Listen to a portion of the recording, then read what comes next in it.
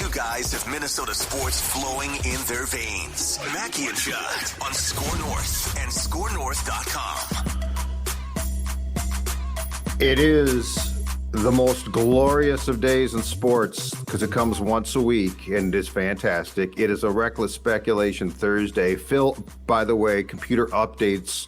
We've had a hell of a week with technology here with my microphone on Tuesday and now this.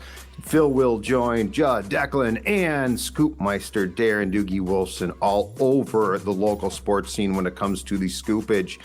Doogs, welcome to Reckless Speculation Thursday. We talked to you last on Tuesday, and when my mic did work, we couldn't get a lot from you Vikings-wise because the final cuts weren't done yet until 3 o'clock. Those are now all done. They've made some moves. What interests you the most about the direction of the 53-man roster that we see and that Kevin O'Connell and Kwesi Adofo-Mensah will address? By the way, we're recording this at 8:30 in the morning, will address come 10 a.m. on Thursday. Well, good morning, Judd. Good morning, Declan. As far as I know, hey, there's Phil Mackey as well on my screen. Technology, yay! As far as I know, my technology is working okay. Sure. I see your mouth moving, Judd. I can hear words, so far, so good. So, yeah, we're good. We have the band back together on this Reckless Speculation Thursday. So, to address your question, Judd, I don't know if anything shocked me. Them adding a running back wasn't a shock. I do still think adding a corner at some point, it may not be like today, but adding a corner would not surprise me. They trade low to the Patriots, so adding an offensive lineman, I wasn't like, whoa, didn't expect that. Okay, David Questenberry, that name. Okay, well, yeah, I mean, I didn't necessarily know the name, but turns out he went to Kevin O'Connell's high school. He's friends with Brian O'Neill, same agency. There were a few teams in on David, but the Vikings, hey, there's a lot to sell if you're the Vikings, right?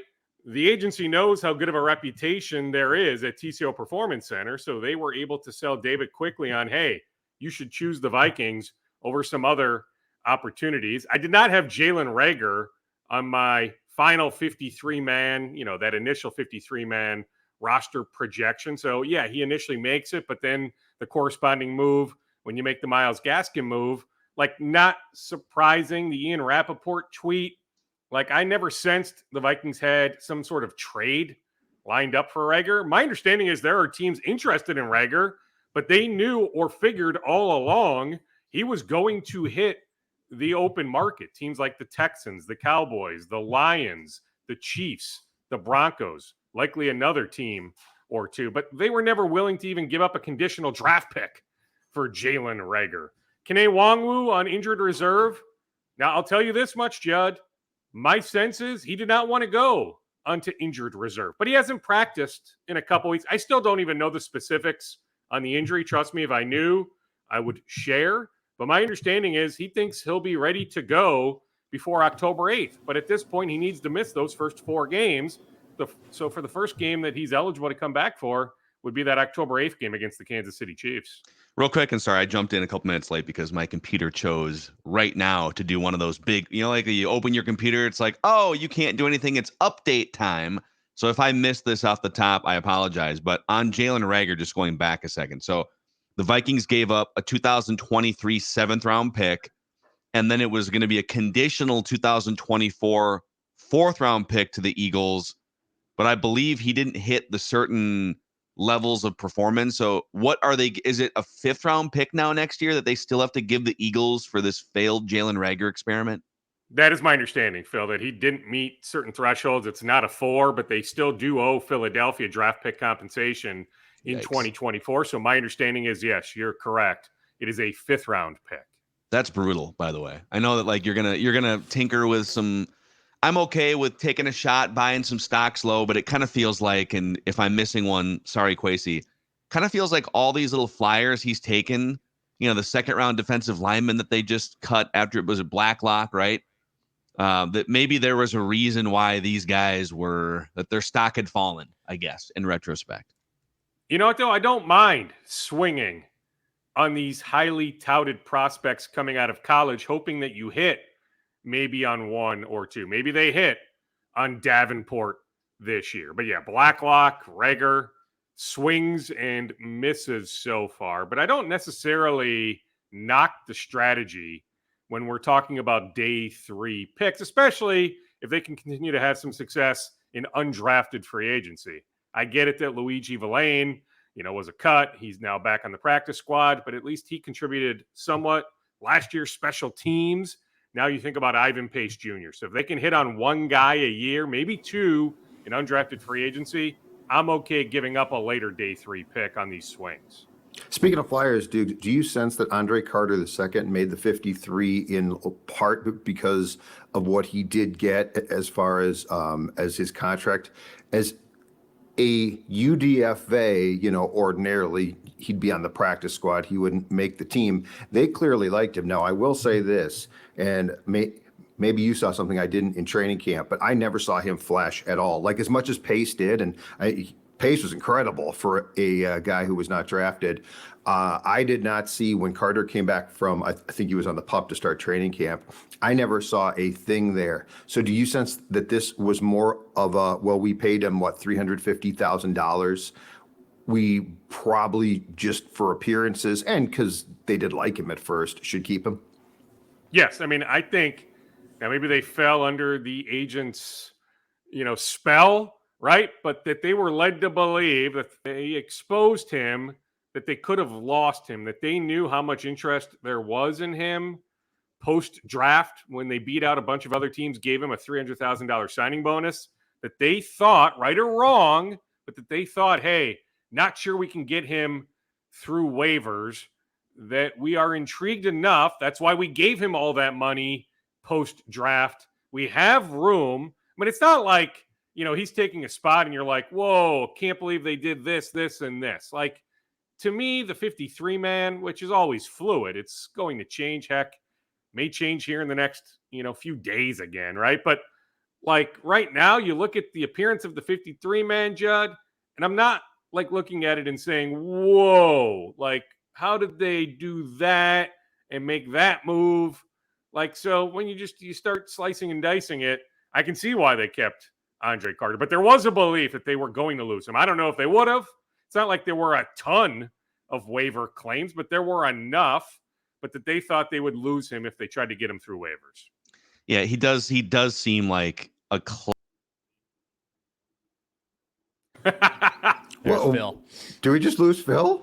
He did. Speaking of 53-man roster cuts, someone was cut there from the Vikings. And Judd's at TCO. It'd be one thing if Judd dropped off, given some roster takes from the actual facility. But in Minneapolis, Phil just drops off completely.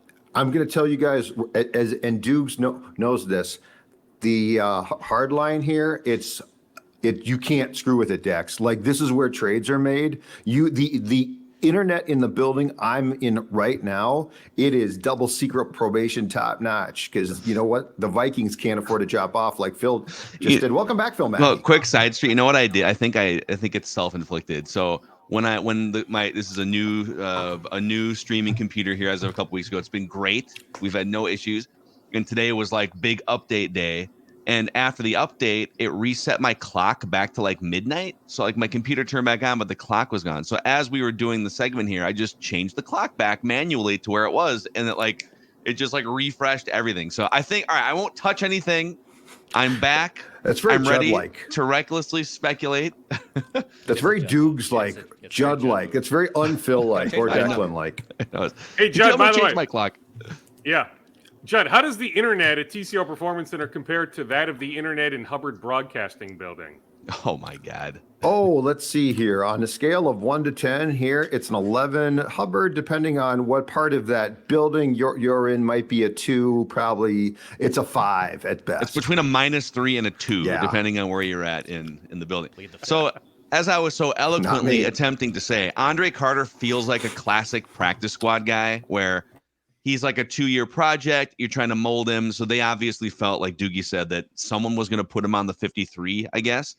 But there's some other really interesting, like if you look at the practice squad as we see it right now, like Joanne Williams, the rules are different than they used to be. You can put guys on the practice squad now, a certain number that have more than 2 years experience. It used to be it had to be 2 years experience or less, or you aren't eligible. You're just out of the league, basically. But Jawan Williams, been in the league for 5 years with the Patriots, came into camp getting starting reps. He's on the practice squad. Sheldon Day has been in the NFL for almost a decade, and he's just going to hang out on your practice squad. So they actually, in the Louie Varland, I thought a team might claim him and put him on the 53. The Vikings actually have a pretty interesting practice squad, dare I say. Well, yes. Troy Reeder is another vet that the Vikings tried to re-sign. They wanted him for the practice squad. He turned down the Vikings offer. He is now on the Rams practice squad.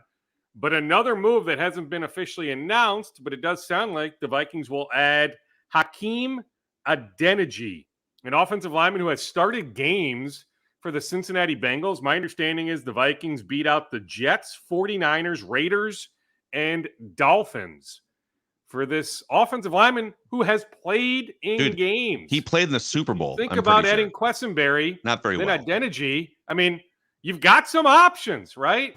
I mean, they like some of the other backups too. Heck, Chris Reed will eventually be back in October. They trust him enough. So they feel like they've got some depth. Now, truly, like if they lose O'Neal or Darisaw, I mean, best of luck.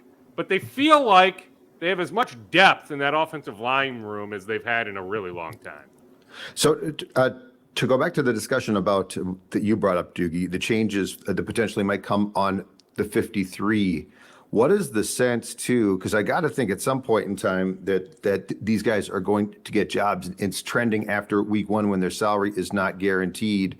That Dalton Reisner and Kareem Hunt at the very least are going to resurface in the league, if not here.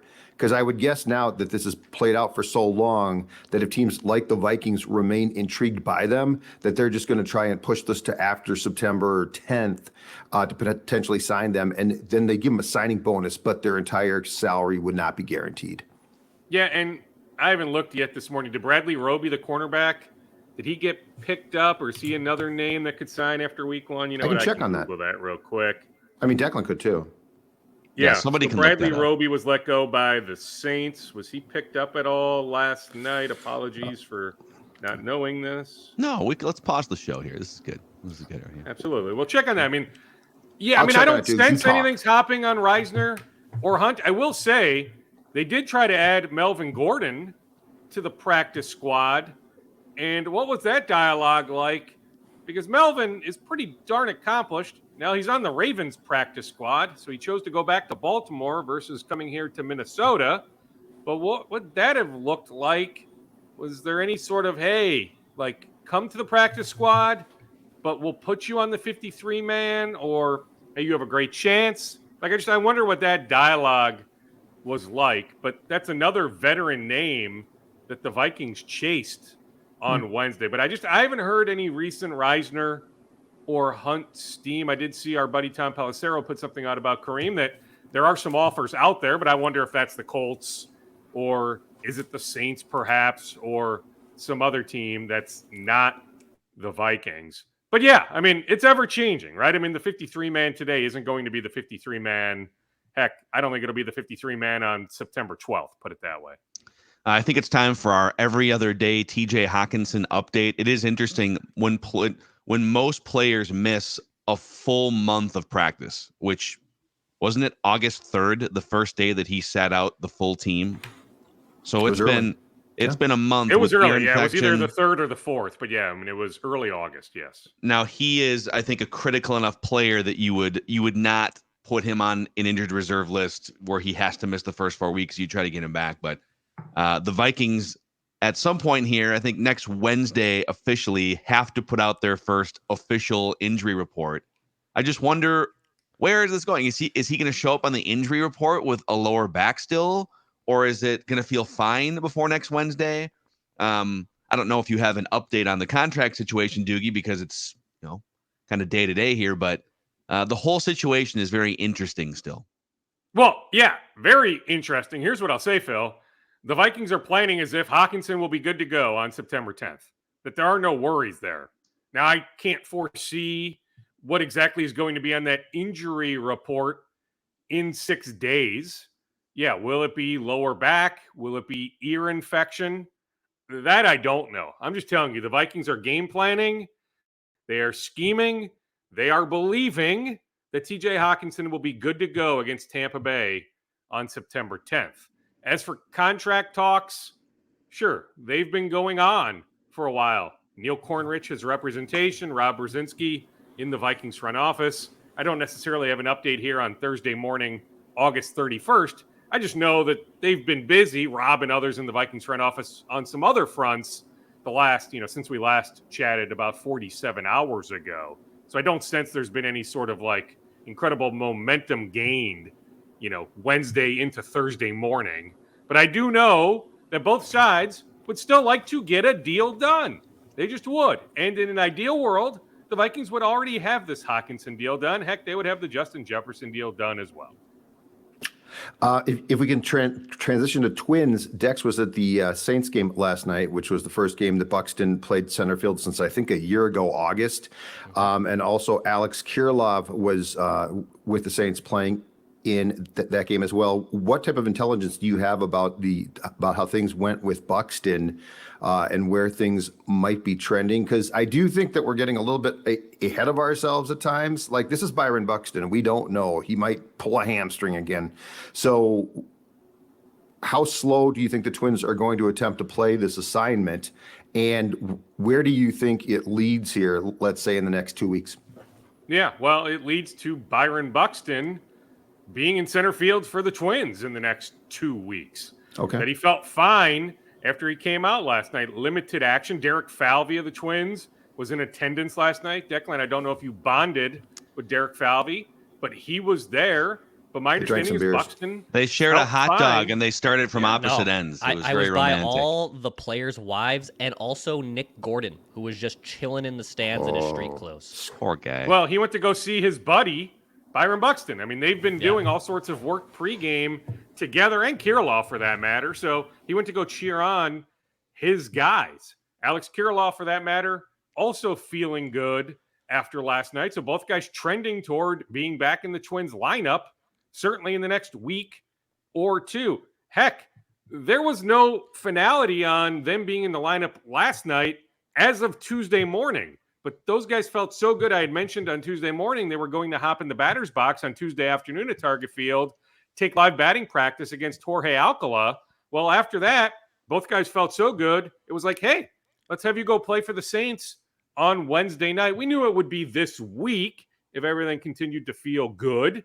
But it wasn't even in stone on Tuesday morning. Hey, these guys will be in the Saints lineup on Wednesday night. So I would say there's some fluidity to when each will be back in the Twins lineup, but it is trending in that direction. One other Saints-related note, tonight, CHS Field, Louie Varland will pitch 3 innings in relief. Oh, so that is trending toward Louie Varland being a September call-up. Love the it. Twins using Varland out of the bullpen in September, seeing if it translates. They think his stuff can translate out of the pen to see if it makes sense to have him on the playoff roster come October 3rd.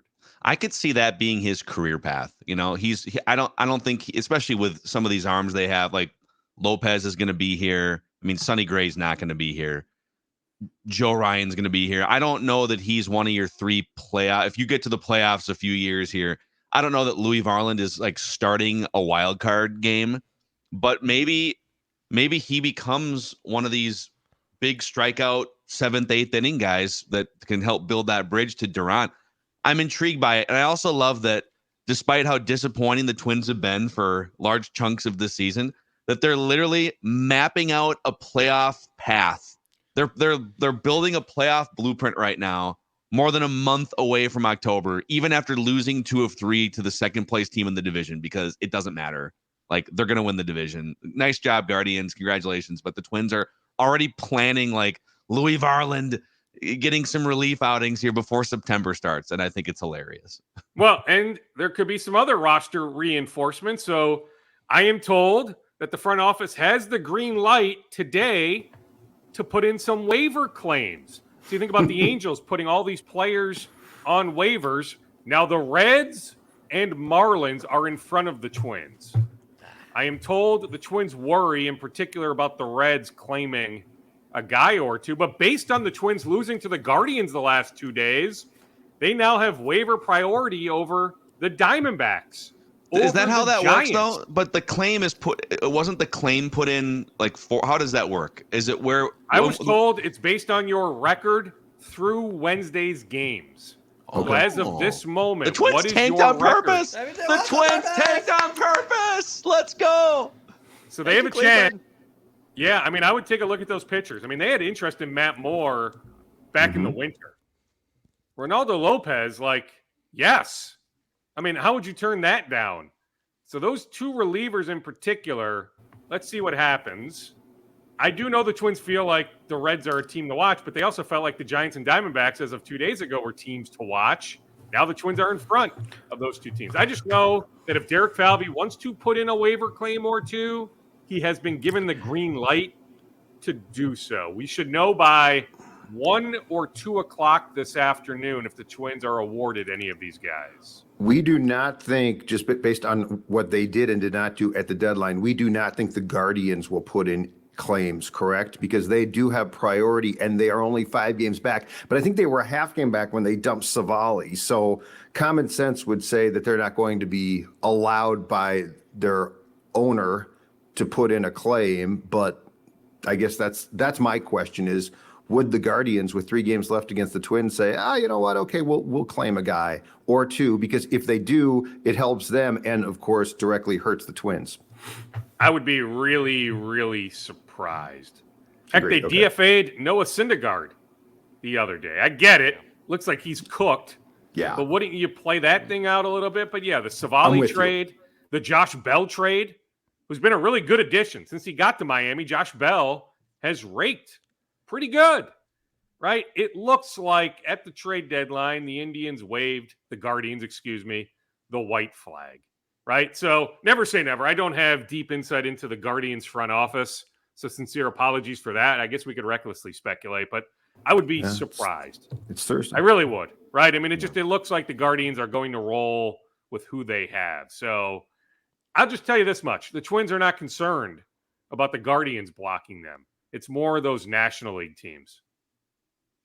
Yeah, it's if they tanked on purpose, that's a chess move that I didn't think they were capable of. Hey, listen, guys, we got to give up a couple runs here late because we feel like we're in a bad spot waiver claim wise. So if you could just get out there, hey, is that why they called up that Thunderbird guy, right? No, hey, Duran, here's what I want you to do. I want you to throw a pitch that's behind the batter. It doesn't hit him. Make sure you don't hit him. Behind him. Oh, yeah, this is and great. Allow a base runner. I mean, hey, Joanne, you haven't had a clean inning in forever, so just continue doing what you're doing. But while you're doing that, allowing at least one base runner, please allow that base runner to score. Yeah, I don't think it was quite to that extent. Elaborate, right? But there, yeah, yes. them losing the last 2 days deep down was not a bad thing. I'm with you, Phil. I mean, what's the Fangraphs percentage this morning? Is it still 96 or 97%? It's over 90%, yeah. And I get it. Weird stuff has happened, particularly with this franchise. But I just have a hard time believing the Twins are not going to be playing on Tuesday, October 3rd. Yeah. By the way, you should also keep doing what you're doing, Doogie, because you've lost a considerable amount of weight thanks to your friends at MN Fat Loss the last few weeks. MNFatLoss.com, Phil. How about this? So it was State Fair Wednesday for the Wolfsons, right? Yearly tradition. I suck it up. I try to win Father of the Year, right? Really have no interest. You know, my highlight of the State Fair is when it's in my rearview mirror, but hey, the kids love it.